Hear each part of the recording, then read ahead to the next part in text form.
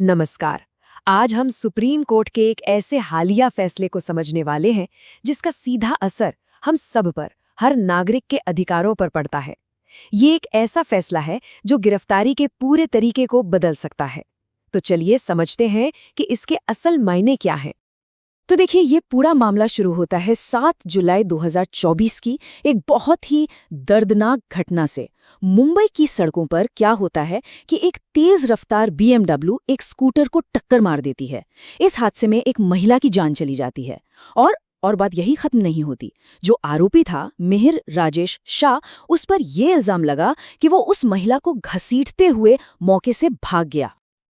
अब इस भयानक अपराध ने एक बहुत ही बुनियादी लेकिन उतना ही जरूरी सवाल खड़ा कर दिया। जब पुलिस किसी को गिरफ्तार करती है तो उन्हें ये कैसे बताना चाहिए कि उन्हें क्यों गिरफ्तार किया जा रहा है।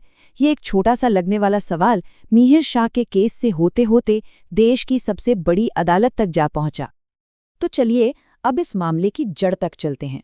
बात सिर्फ एक प्रक्रिया की नहीं है, बात है हमारे संविधान के उस मूल सिद्धांत की जो हमारी और आपकी व्यक्तिगत स्वतंत्रता की रक्षा करता है। देखिए, हमारे संविधान का अनुच्छेद 22(1) इस बारे में बिल्कुल साफ है। ये कहता है कि अगर किसी को गिरफ्तार किया जाता है तो उन्हें फौरन बताना होगा कि उन्हें क्यों गिरफ्तार किया गया है।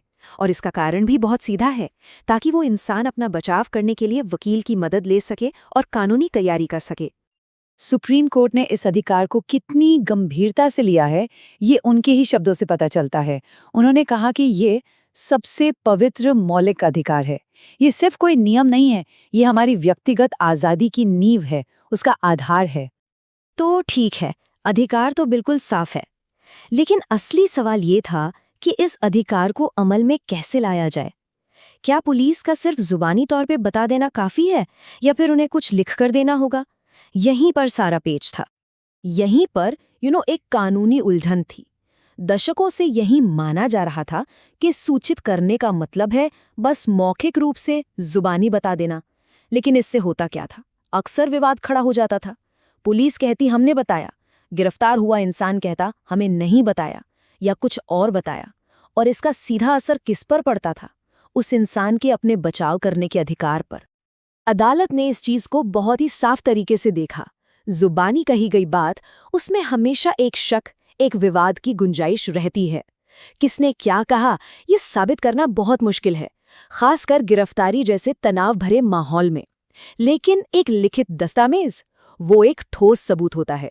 वो पक्का करता है कि हर कोई एक ही बात समझ रहा है और कानूनी बचाव के लिए एक मजबूत आधार भी देता है। तो इस सारी कन्फ्यूजन को हमेशा हमेशा के लिए खत्म करने के लिए सुप्रीम कोर्ट ने एक नया, बिल्कुल क्रिस्टल क्लियर नियम बनाया जो अब हर किसी पर, हर जगह लागू होता है। 6 नवंबर 2025 इस तारीख को सुप्रीम कोर्ट ने एक ऐसा स्टैंडर्ड तय कर दिया जो अब देश भर की हर पुलिस एजेंसी के लिए मानना जरूरी है। ये वाकई एक गेम चेंजर है। तो कोर्ट ने क्या किया? उन्होंने 4 बिल्कुल साफ साफ निर्देश दिए। नंबर 1, गिरफ्तारी का कारण बताना हर हाल में जरूरी है, चाहे जुर्म छोटा हो या बड़ा हो। नंबर 2, और ये है सबसे बड़ा बदलाव, कारण लिखित में यानी रिटन में दिए जाने चाहिए। नंबर 3, ये उस भाषा में होना चाहिए जो गिरफ्तार हुए इंसान को समझ आती हो। और नंबर 4, जो कि बहुत जरूरी है, अगर इन नियमों को तोड़ा गया तो वो पूरी की पूरी गिरफ्तारी ही गैर कानूनी मानी जाएगी। लेकिन एक मिनट, यहाँ एक सवाल उठता है। क्या होगा अगर पुलिस किसी को रंगे हाथों कोई अपराध करते हुए पकड़ ले? क्या उस वक्त भी उन्हें पहले कागजी कार्रवाई पूरी करनी होगी? तो इसका जवाब है नहीं, तुरंत नहीं।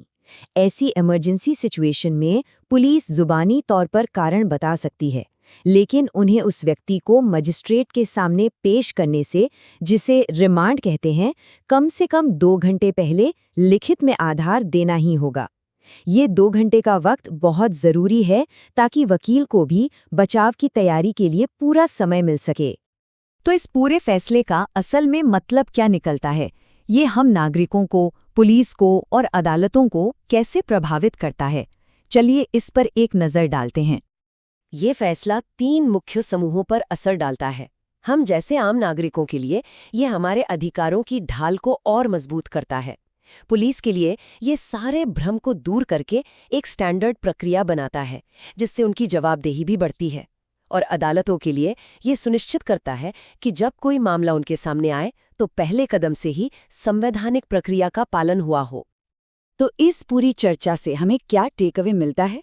पहली बात, ये मनमानी गिरफ्तारी के खिलाफ एक बहुत मजबूत कवच है। दूसरी, अब हर गिरफ्तारी का एक लिखित रिकॉर्ड होगा जो पारदर्शिता और जवाबदेही लाएगा। और सबसे जरूरी बात, ये फैसला असरदार पुलिसिंग और एक व्यक्ति की आज़ादी के बीच एक बहुत जरूरी संतुलन बनाता है। आखिर में एक सवाल जो सोचने पर मजबूर करता है। सुप्रीम कोर्ट ने कानून तो साफ कर दिया है, लेकिन एक अधिकार जो कागज पे लिखा है उसे जमीनी हकीकत में कैसे बदला जाए? ये एक ऐसा सवाल है जिसका जवाब हम सभी को मिलकर खोजना होगा।